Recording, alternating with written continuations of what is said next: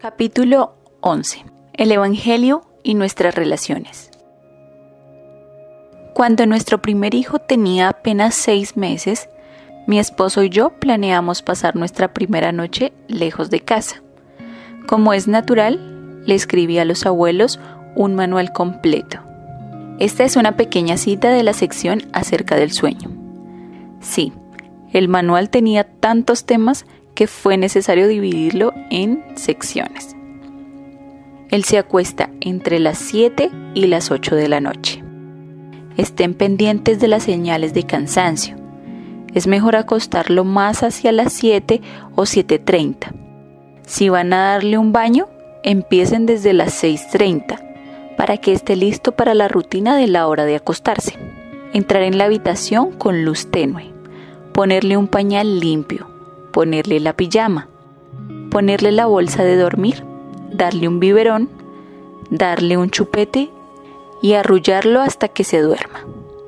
Acuéstenlo sobre su espalda cuando esté casi dormido, pero todavía despierto, sin mantas ni animales de felpa en su cuna.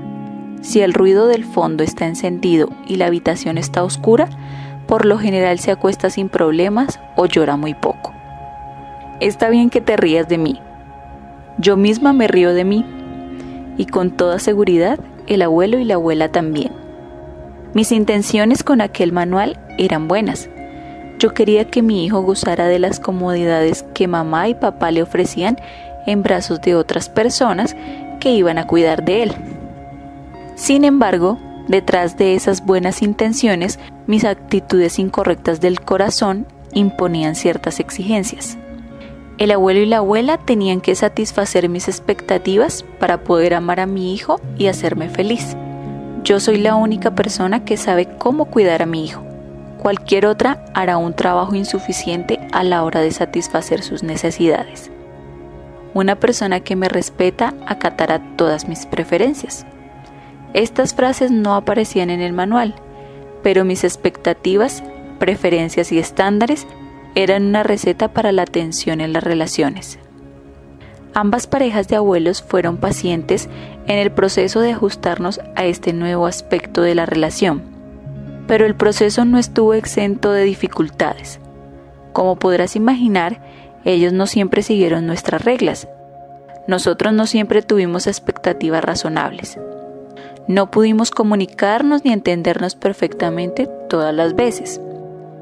Años después, considero que me va bien si las instrucciones que dejo cuando mis hijos grandes y pequeños quedan bajo el cuidado de los abuelos se limitan a gritar: «Gracias, nos vemos más tarde», al mismo tiempo que salgo por la puerta.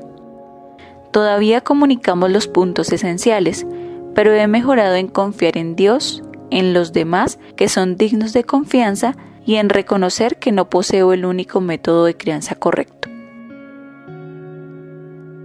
El mensaje de la cultura: a mi manera, de mamá o nada. Las relaciones en la maternidad son complicadas.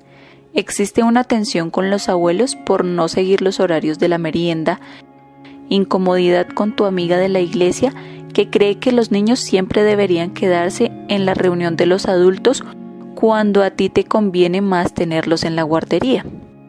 Conversaciones incómodas con la mamá que piensa que amamantar puede funcionar siempre y cuando te esfuerzas lo suficiente.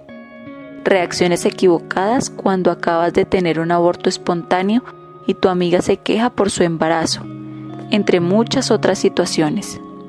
Cada relación, conversación e interacción puede ser una amenaza a tu identidad como madre, haciéndote sentir avergonzada o pequeña. O puedes optar por ignorar eso y no importarte lo que las demás personas piensan, porque tu manera de hacer las cosas es la única manera relevante.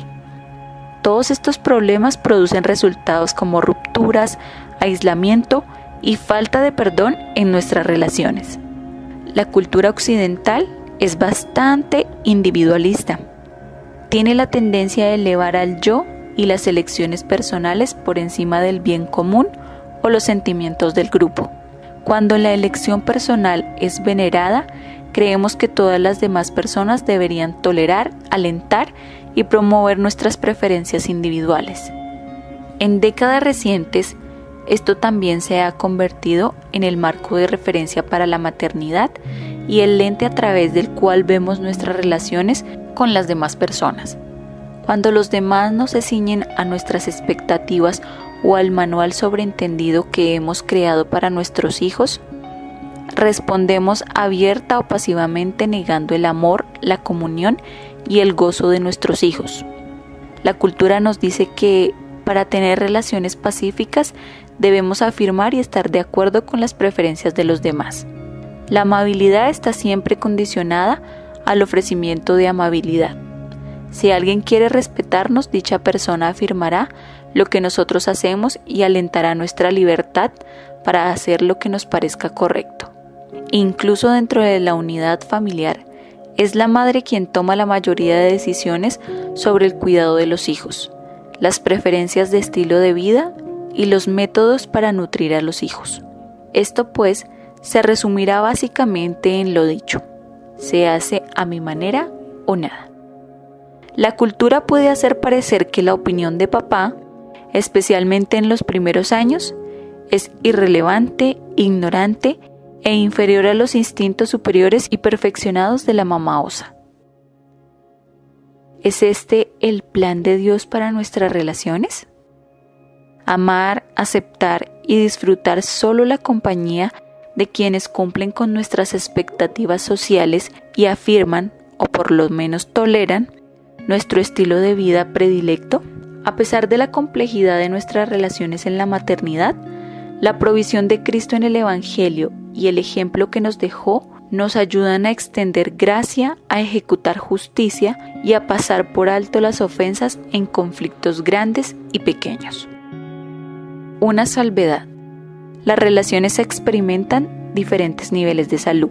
Este capítulo trata principalmente de las ofensas, las angustias y las tensiones que surgen a raíz de expectativas erróneas, elecciones diferentes, influencias ligeramente negativas y momentos desagradables. Los conflictos y factores de estrés que son normales y que experimentamos en nuestra vida cotidiana.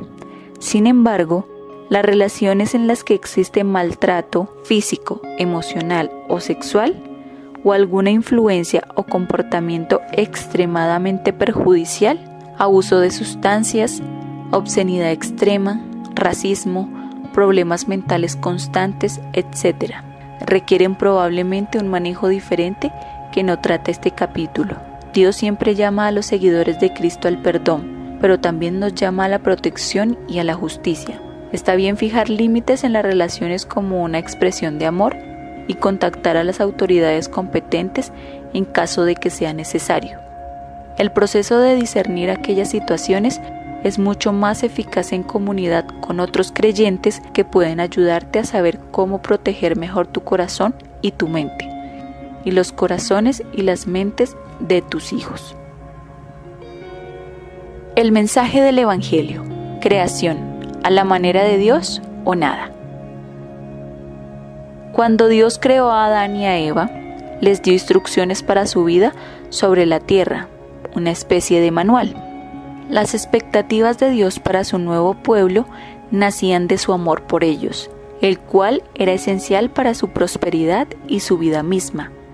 Él quería tener una relación con ellos, pero una relación con un Dios santo exigía completa obediencia a sus mandatos que fueron comunicados claramente. Dios ordenó: fructificad y multiplicaos, llenad la tierra y sojuzgadla, y señoread en los peces del mar, en las aves de los cielos y en todas las bestias que se mueven sobre la tierra. Adán y Eva debían usar toda planta que da semilla, que está sobre la tierra, y todo árbol en que hay fruto y que da semilla. Pero no se les permitió comer del árbol de la ciencia del bien y del mal. Si bien el primer hombre y la primer mujer recibieron responsabilidad y autoridad, como hemos recibido los padres, ellos no eran los dioses del huerto. Antes bien, ejecutaban el plan perfecto de su Padre para la vida en su creación. Caída por nuestro propio camino. Sin embargo, En lugar de ir en la dirección de Dios y obedecer sus mandatos en el huerto, Adán y Eva desobedecieron. En sus corazones dudaron de Él y comieron del árbol prohibido después de ser tentados por una serpiente.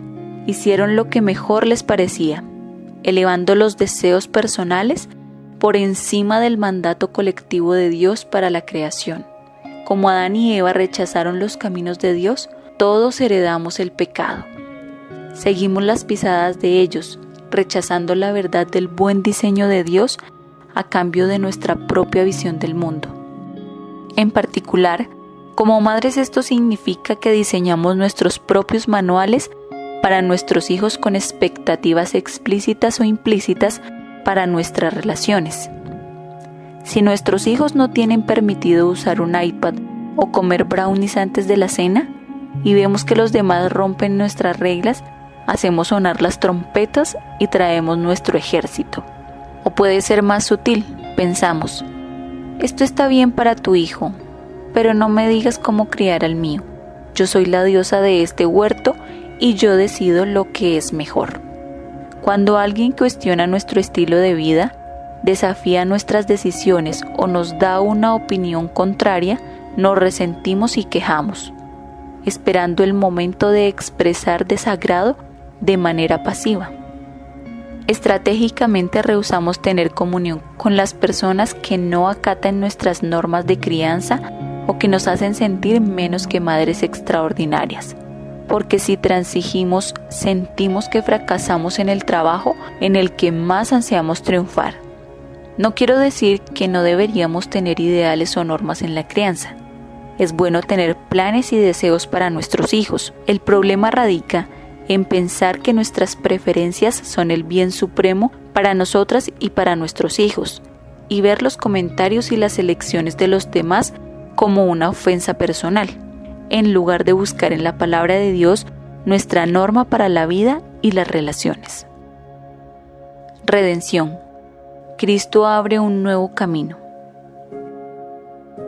En vez de rechazarnos para siempre por rebelarnos contra sus caminos, Dios proveyó un camino para la reconciliación. Él sabía que no podíamos obedecer sus mandamientos buenos, perfectos y santos. El único camino a la libertad vino por medio de un acto de justicia divina. Dios envió a su Hijo, el cual nunca cedió a la tentación para hacer lo que le parecía, para hacerlo pecado por nosotros, a fin de que pudiéramos conocer y seguir el camino de Dios para nuestra vida por medio de Cristo. Jesús compró nuestro acceso a una relación correcta con Dios, libre de la expectativa de cumplir todas sus leyes, porque Él tomó el castigo que nosotras merecíamos, la ira de Dios, su ausencia de comunión, su brazo fuerte de justicia y su derecho a cobrar venganza. Esto debería servirnos para no responder como el siervo que se negó a perdonar. En Mateo capítulo 18, del verso 21 al 35. Ni como el fariseo que fue condenado en Mateo capítulo 23, del versículo 4 al 7.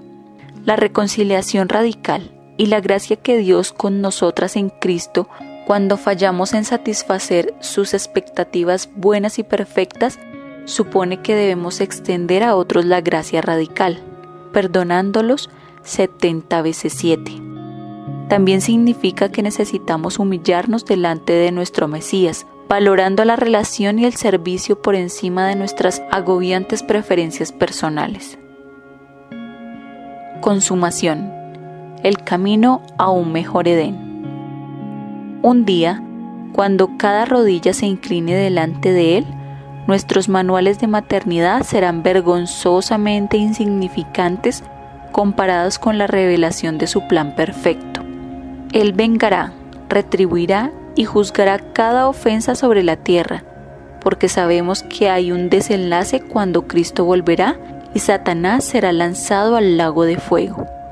Podemos esperar el momento cuando gozaremos de una relación perfecta con la familia de Dios, personas resucitadas, con cuerpo, que aman, gozan y celebran el camino de Dios para siempre, e incluso nuestras múltiples y variadas preferencias.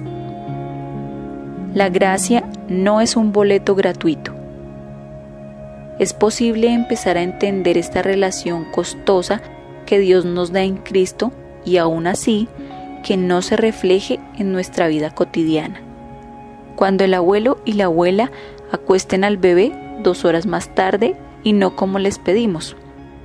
Cuando nos enteremos de que vieron una película que nos parece demasiado aterradora, persiste la pregunta: ¿cómo extendemos gracia sin darnos a los demás un boleto gratuito para hacer lo que quieran? Aunque no sé la respuesta a esa pregunta para cada situación, con mayor frecuencia termino preguntándome: ¿es esta una preferencia personal? ¿Estoy faltando al amor o este es un pecado nocivo contra Dios y contra mi hijo que debo confrontar en amor? La gran mayoría de las veces, en el contexto de las relaciones con personas de confianza, se trata de una incómoda violación del manual materno que yo puedo pasar por alto con una actitud llena de gracia. ¿Alguien olvidó en la fiesta de cumpleaños dar a tu hijo el bocadillo correcto conforme a su dieta específica? Cree en sus buenas intenciones y agradece sinceramente la gran celebración. Es una excelente oportunidad para que tu hijo recuerde que las cosas no siempre son fáciles y cómodas. Las personas no siempre piensan en nuestras preferencias, pero aún así podemos amarlas. Podemos animarnos y recordar un versículo como Proverbios 19:11. La cordura del hombre detiene su furor, y su honra es pasar por alto la ofensa. ¿Se trata de un pecado nocivo que debe confrontarse? A veces nos resulta fácil diferenciar entre nuestras preferencias personales y los pecados nocivos. En cualquier caso, podemos proceder con una actitud de humildad. Podemos estar motivadas por un corazón perdonador que se interesa más por amar el buen designio de Dios que por obligar a las personas a ceñirse al nuestro. Y de ese modo podemos tratar el pecado y buscar la reconciliación necesaria. Una mamá que ha sacado la viga de su propio ojo, al ver sus propios errores, pecados y su necesidad de gracia, puede tratar con mayor eficacia la paja, el problema del pecado que está en el ojo del otro. Si tu amiga ha fallado en corregir a su hijo agresivo después de varios encuentros para jugar, el proceso de perdón y reconciliación pueden incluir una conversación franca pero amable acerca de lo que te dolió a ti o lastimó a tu hijo. Si tú y tu esposo están a punto de salir de viaje con la familia política, el proceso puede incluir una conversación preliminar acerca de los límites en las relaciones.